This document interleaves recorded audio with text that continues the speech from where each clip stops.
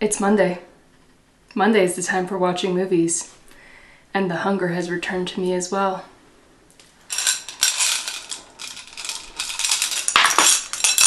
I need to commit to that. And the hunger has returned to me as well.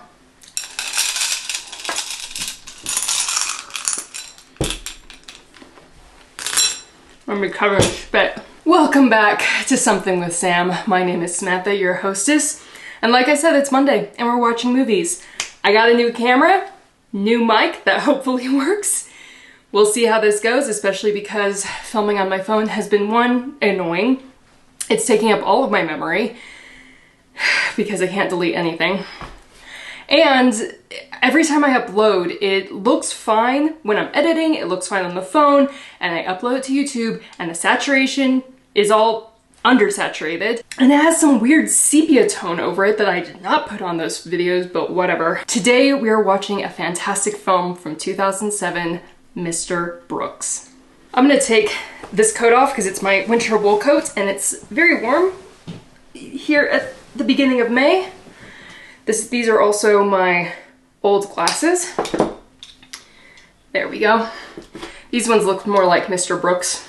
These ones make me look like a 1980s librarian, and I love it. Being from 2007, this is actually the youngest movie I have reviewed so far. Yay for us.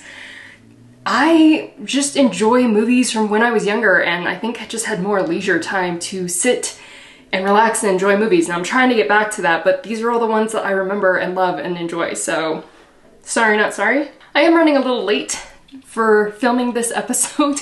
I was gonna do it yesterday, but then my best friend was like, hey, the last season of Firefight Lane has dropped on Netflix. I've already binged the whole thing. Please go watch it so I can talk to you about it. And I was like, okay, I'll watch an episode. Several hours later, it's 10:30 at night, and I have binged the whole last season, and I'm gushing to my friend on the phone about it. So I was like, well, filming and everything is not happening on Sunday. We'll do it on Monday, doing all my research as well. It always takes longer than I think it will because I always forget that this always takes longer than I think it will. I'm still getting used to it. I'm not even a month in, so I'm sure it's still Monday in Hawaii when this gets uploaded, or somewhere in the Pacific Ocean. You're getting the video. Sorry it's late. I'm trying to do better. So this film, I remember hearing about it. I don't think it came out super popular, which is interesting because it does star Kevin Costner, and it has Demi Moore, William Hurt, it has Dane Cook when he was like at the height of his fame. Sherlock! Hopefully you cannot hear my cat screaming for me in the distance. He's getting old, and so if he can't directly find me, he just starts yowling for me until I tell him where I am so he can find me. He's cute, but he's very old. This film had quite a few big name actors in it, yet it was an independently made film. It was on the lower budget side for $20 million, which I'm like, okay, $20 million is low budget, okay. It did make back $48.1 million at the box office, but it did kind of come with mixed reviews. This film was actually supposed to be the first in a trilogy, but because of the box office numbers, they decided to just not go with it. And to be honest, as much as I would love to continue with Mr. Brooks, because I love this character, there's some films that just need to be one and done, and this is one of those films. It has somewhat of an ambiguous ending that I think works perfectly to just end it there. Would I be interested in seeing what they would do with the characters? Yes, but I feel like it just would go downhill from here. So they did leave it in a good spot, in my opinion.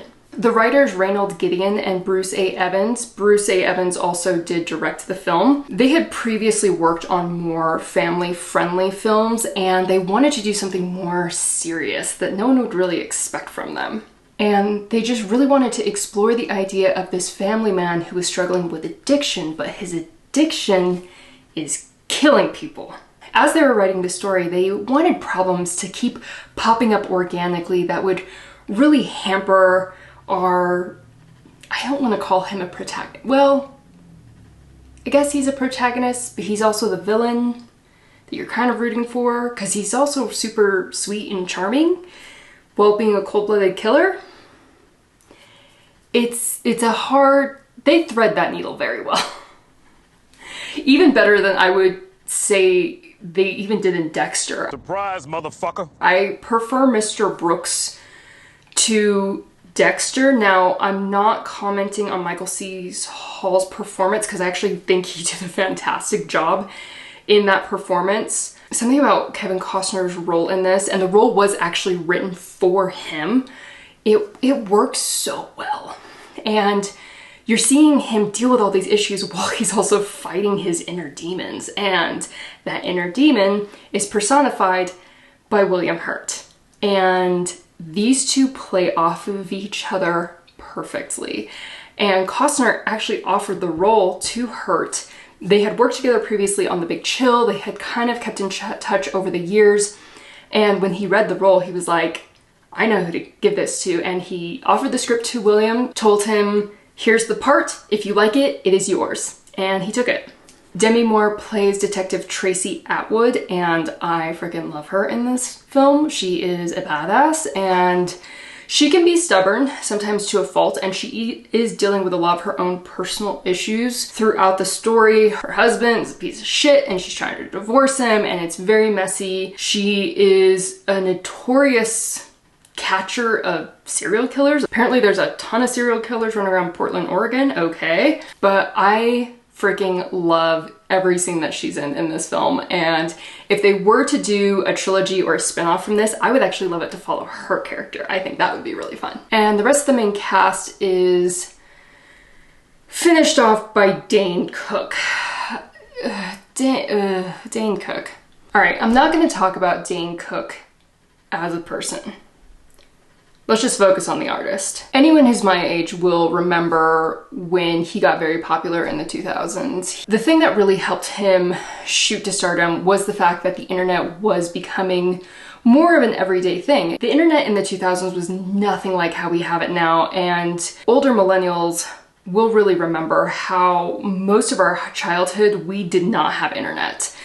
You know, if you had an email, you were an adult, and it was for business, and that was about it. Most kids did not have computers. I shouldn't say most kids didn't have computers. Kids didn't have computers to the level that they have them today. I remember I did have a computer in my bedroom, and it was one of those big PCs with like, the monitor was like this, and then the computer itself was the huge box on the floor that you would always just press the power button to turn it off, which you're never supposed to do. And really the only thing I used it for was writing papers for school and watching movies, because it had a DVD player, and DVDs were just starting to become like popular enough that I owned a handful of them. And I used to burn CDs and got so many viruses by downloading songs on LimeWire. Anyway, but in this newer age of the internet, MySpace was a thing, and who was big on MySpace? Dane Cook. He was really big with teenagers and young adults, and of course, like many comedians who get very popular, he transitioned into acting. Do I think Dane Cook is a bad actor? Not necessarily, but he's not a good one. I mean, he's not, you're just watching like, oh my gosh, this is such an amazing acting performance. Like, he can read a line without sounding wooden, but he's not this amazing actor. Now, he did have some smaller bit pieces in movies like Mystery Men and Waiting. Carpe D's nuts. God, I can't wait to quit this job. And of course, then he got more popular and some abs. So he started starring in comedies like Good Luck Chuck and Employee of the Month. Now, if you put Dane Cook next to an actor like Jessica Simpson, he's gonna look fine. That's not a dig on Jessica Simpson. If you like her acting, totally great. Not my cup of tea. So if you put him in those kinds of roles, he's gonna do just fine. If you put him next to Kevin Costner and William Hurt, he's gonna look like a middle school stoner that somebody shoved into a production with Juilliard students as a joke.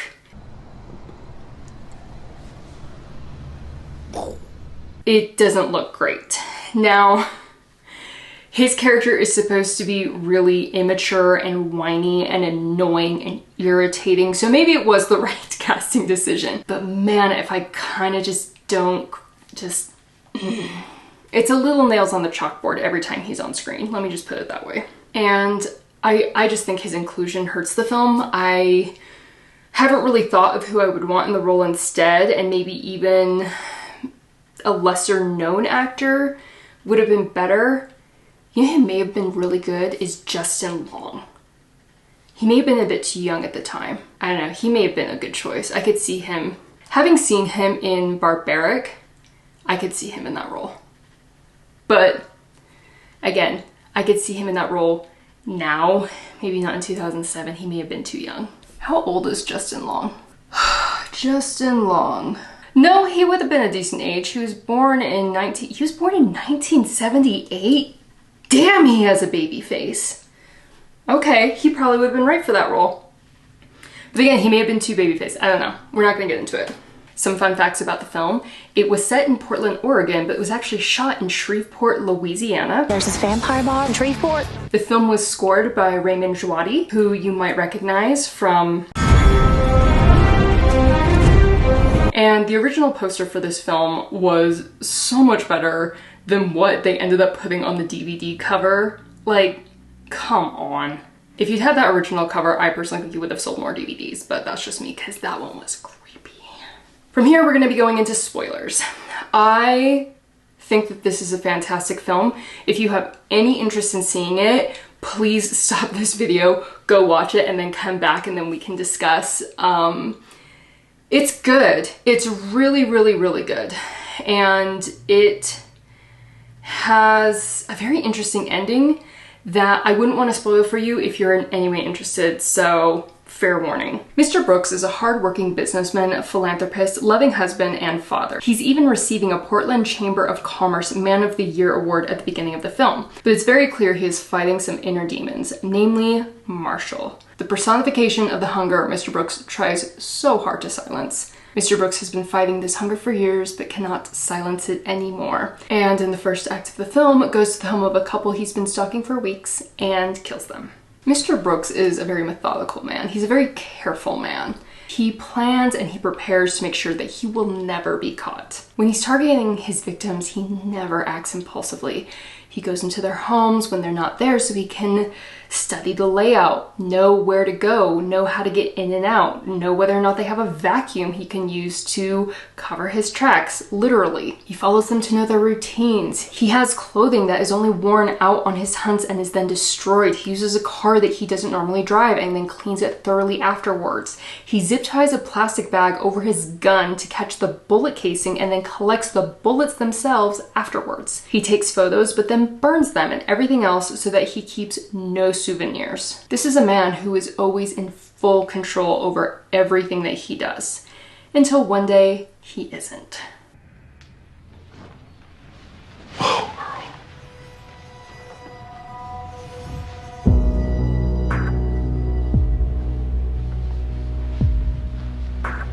You should have known that this is a big mistake for you, Earl. Detective Tracy Atwood is the cop hunting the thumbprint killer, and she's been doing so for years. She's mildly obsessed with him, but I feel like in some ways slightly admires him. Not so much the fact that he kills people, but just his attention to detail. So I'll bet you $100, Hawkins, that there's no bag in this vacuum cleaner. I have no idea what the hell you're looking for. He vacuumed the house and took the bag. Well, what if he killed somebody that didn't have a vacuum cleaner? Wouldn't do that. Serial killers, I mean criminals in general, often make mistakes. They're sloppy, crimes of passion, things like that. She knows that this is not the kind of man who makes mistakes, who has crimes of passion. That's just not who he is. And I think in a mild way, she kind of respects that. In the middle of his last murder, Mr. Brooks was photographed by a man in the building across the way from the home of the young couple. He is then approached by that man because that man is an idiot. What can I do for you, Mr. Let's say Smith.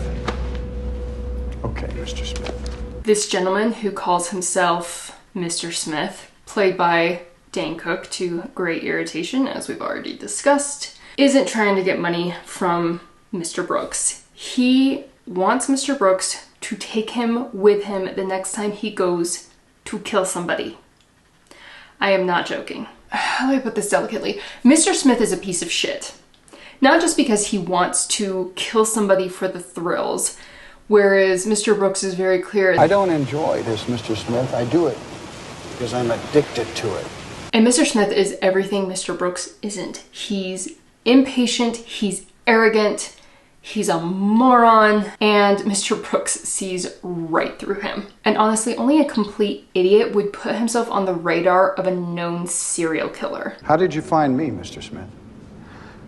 You're man of the year, Mr. Brooks. What is it that I can help you with? I've been watching that couple for months. Sometimes I would take pictures. It's a great way to get off, I'll tell you that, till I saw you kill them. And I have never, ever felt a rush like that, ever. I know you're the thumbprint killer. Let's have a little life lesson from Auntie Sam.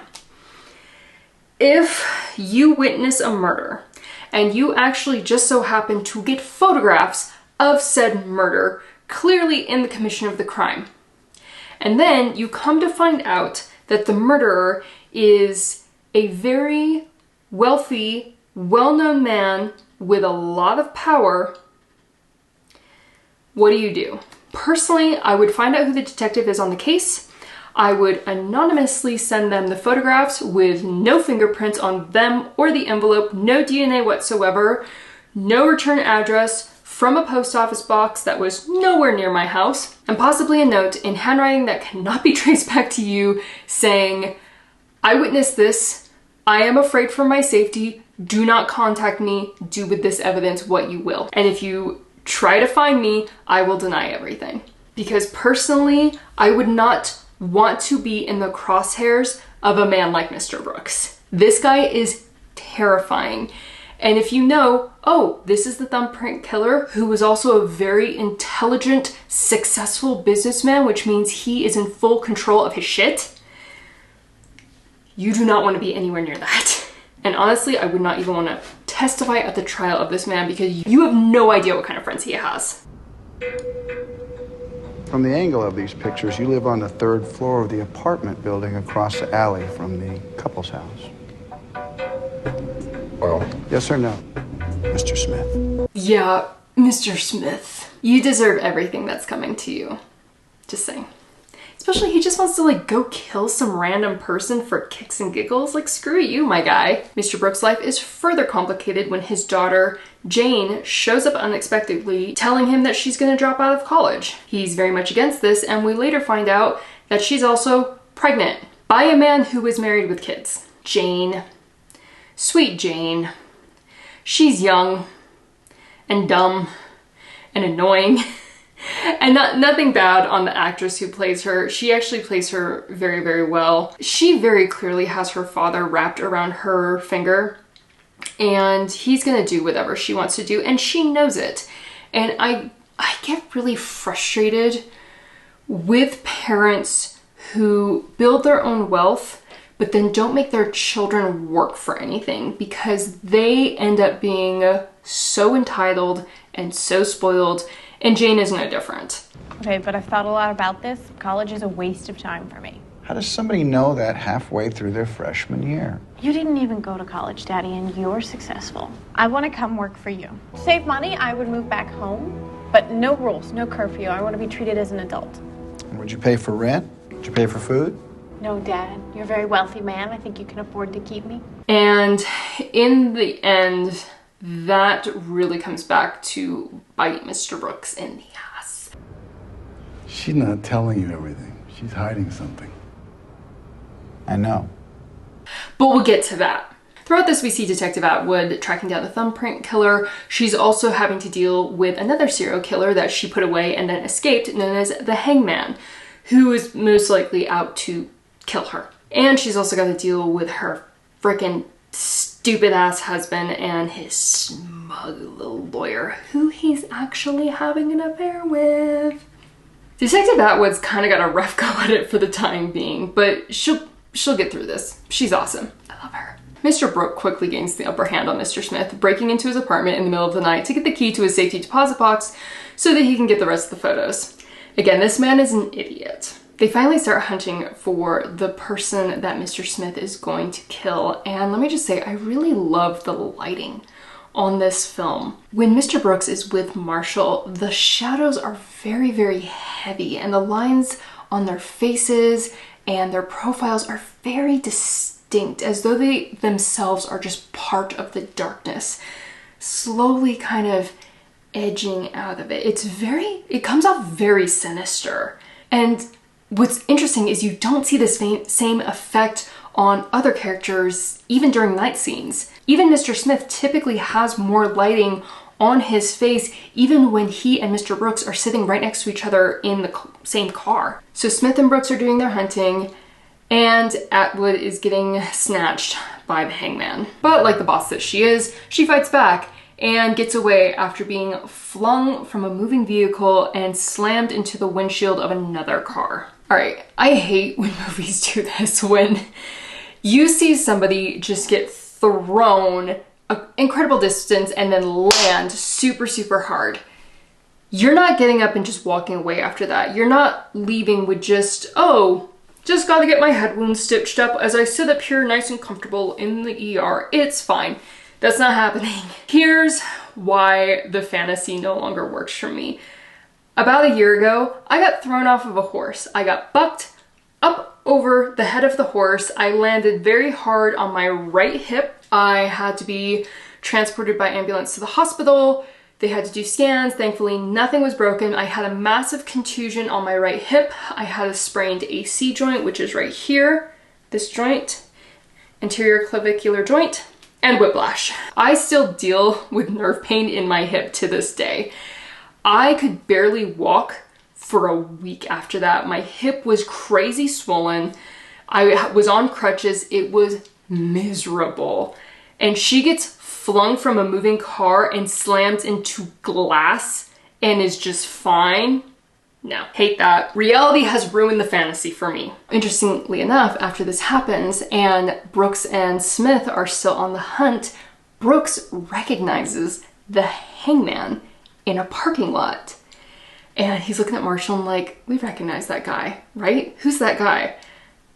And then it clicks and Mr. Brooks comes up with a plan, because you see, he knows Detective Atwood is after him and he's looked into her and he kind of likes her, because this is a woman who comes from considerable money, which is why her stupid ex-husband's jerking her around. He wants money. And he respects the fact that she just didn't sit on her trust fund and do nothing. She actually busted her butt to get where she is as a detective, and she created something that had nothing to do with her family. It was hers and hers alone.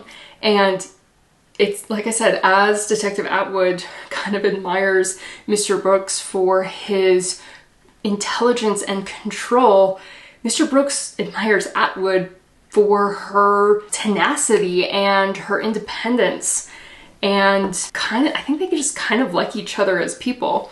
If they were to meet in different circumstances, I think they would actually have a really interesting and good friendship. So seeing the hangman, the wheels start turning in Mr. Brooks's head. Also, I love that he and Marshall are just like chilling in the car, and Mr. Brooks can hear Marshall, obviously. He responds to him, but to everybody else, Mr. Brooks is just sitting there not saying anything, because this is all happening in his head, even though we're seeing it in front of the camera. So them do a crossword puzzle together is actually like slightly endearing. Tom Sawyer's villain. Let me get it. Engineer. Yeah. It's funny.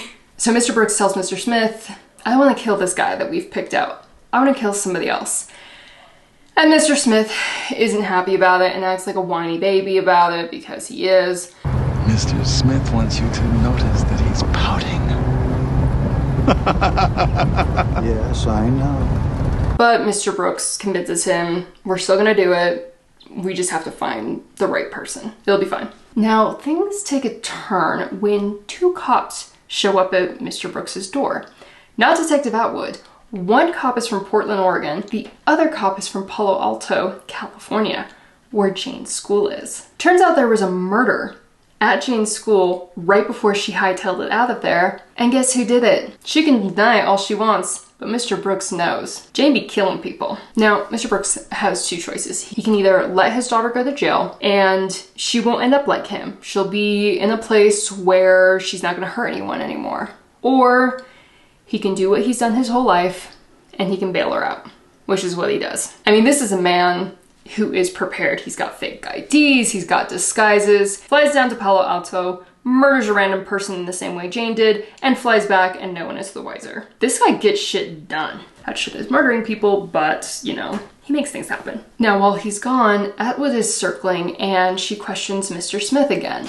And he really considers telling her exactly what's going on, but decides at the last minute not to. Mr. Brooks left him a note saying, "Don't be stupid," and I think he's like, better not be stupid.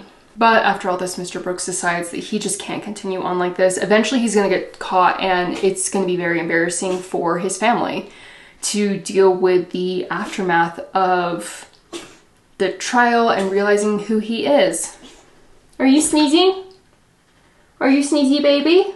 I film in the room that also has Sherlock's, my cat's cat box in it, and he's literally taking a shit 4 feet away from me.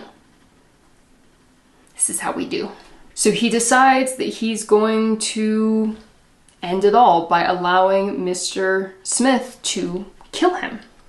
And he figures he's gonna have to see me kill somebody to get up the courage to kill me himself. He's gonna take him out. Mr. Brooks will kill somebody, and then Mr. Smith will kill Mr. Brooks. Now, again, he admires Detective Atwood. So the place they end up going is her husband Jesse's apartment, where he's there making out with his lawyer. Inappropriate. Mr. Smith ends up peeing himself like the little piss baby that he is, and Mr. Brooks kills the husband and the lawyer. They leave and Mr. Smith is all keyed up from seeing his first murder, is being very obnoxious about it, and he gets the courage then to pull a gun on Mr. Brooks, which Mr. Brooks was actually kind of anticipating and was prepared for. And Mr. Smith, the idiot that he is, thinks that he is in control. He's not. Mr. Brooks is. Here comes the gun. Yep. So Mr. Brooks convinces him to go to a cemetery that he owns. The idea is that Mr. Smith is going to stand in front of an open grave. Mr. Smith will shoot him, he'll fall back into the open grave. Mr. Smith will cover him with a layer of dirt, and then the coffin will be laid over him, never to be found again. Great plan, right? While this is happening, Detective Atwood is going back to Mr. Smith's apartment to question him. She has a search warrant. She goes in to find the place is completely cleaned out. Everything is moved, nothing is left except for a crumpled up work order from the moving company and the address to where they're taking all of his stuff. She goes to that address and it happens to be in the same building where the hangman is hiding out with his girlfriend. A shootout and pursuit take place to funky techno music.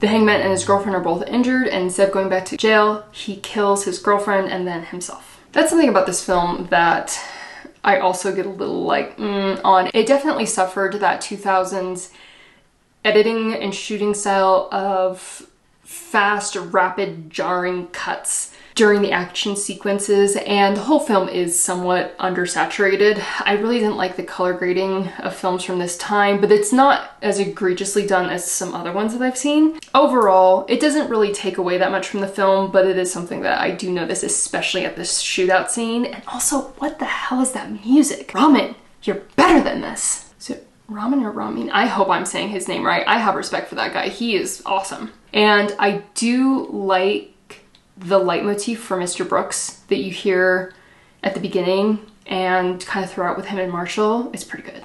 It is definitely of the time, but it's also really eerie. And also, again, movie magic that does not make sense. How did Mr. Brooks get Mr. Smith's entire apartment packed up and moved in the amount of time from when he picked up Mr. Smith and they go to the husband's house to kill him and the lawyer, and now they're at the cemetery? That couldn't have been more than a couple of hours, because the husband and the lawyer also talk about meeting somebody else there, so it couldn't have been later than like 7:30. It's nighttime, but it's also colder looking outside, so it could be in like the spring or fall, so it's, I don't know. That is something about this film that is kind of a plot hole for me. Yeah, that doesn't make any sense. How did he get all this stuff out of there? It's not like Mr. Smith went straight to his meeting from Mr. Brooks after he got off work. He went home and changed. I don't know. It's a plot hole, whatever. It's not that big of a plot hole. We're gonna move on. So back at the cemetery, Mr. Brooks is prepared to allow Mr. Smith to kill him. And he gets up the courage and he pulls the trigger. And nothing happens. Where you see, Mr. Brooks is always in control.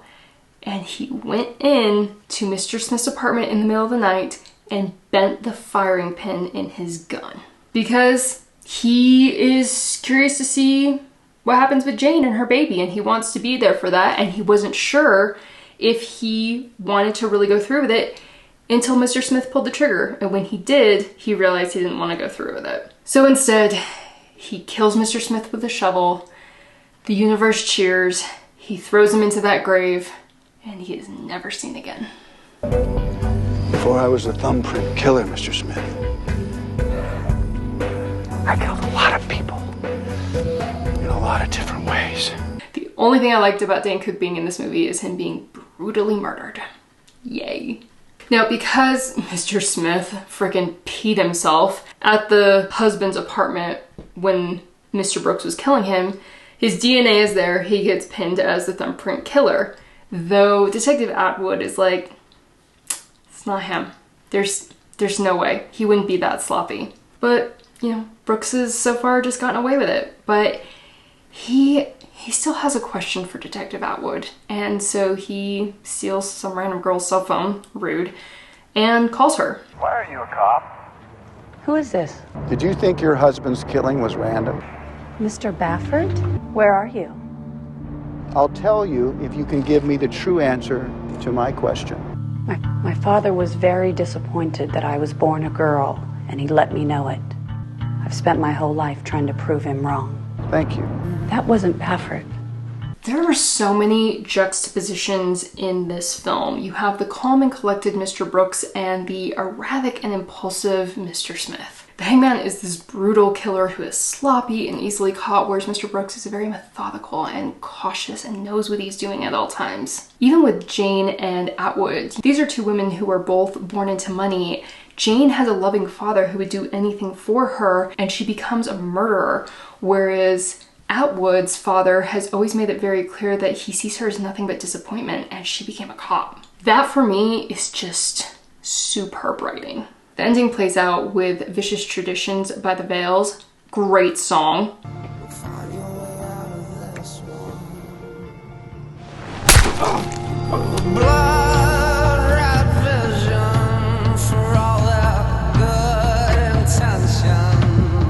Now that just goes to show that even with all of his planning and care, you still can't predict how some people are gonna act. And you give your kids everything in the world and they still murder you. But to be honest, it's a great ending to this film.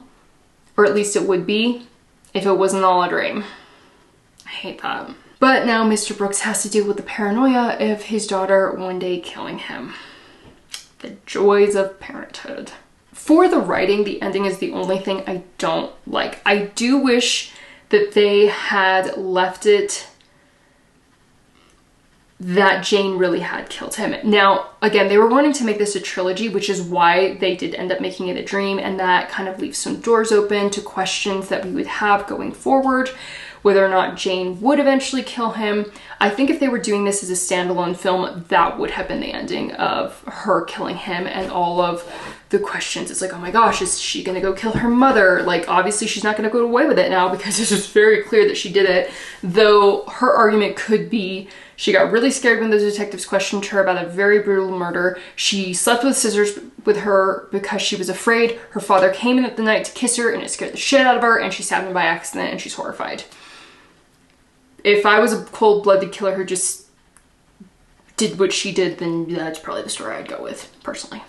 And plus, it had been hinted at so many times throughout the film that this would happen. And of course, that's why they play it off as his paranoia. What would happen to the business if, God forbid, something were to happen to you? I just want to learn everything there is to know about running the box business. Then, when the time comes, I can stay in the family. Because if she's not stopped, she's going to kill again. And if she really wants to take over the box business, the next victim could be...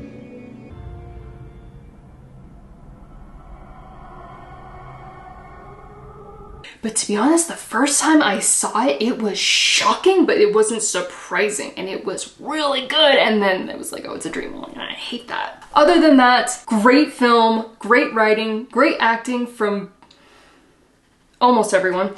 If you're looking for a great psychological thriller and you enjoy movies like Dexter or Silence of the Lambs, I would definitely recommend this one. Please let me know what you thought of the film, if you like it, if you don't.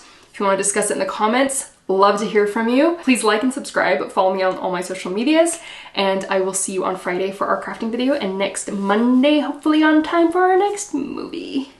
Bye! I want to eat all of these. You're making the whole room stink, can you not?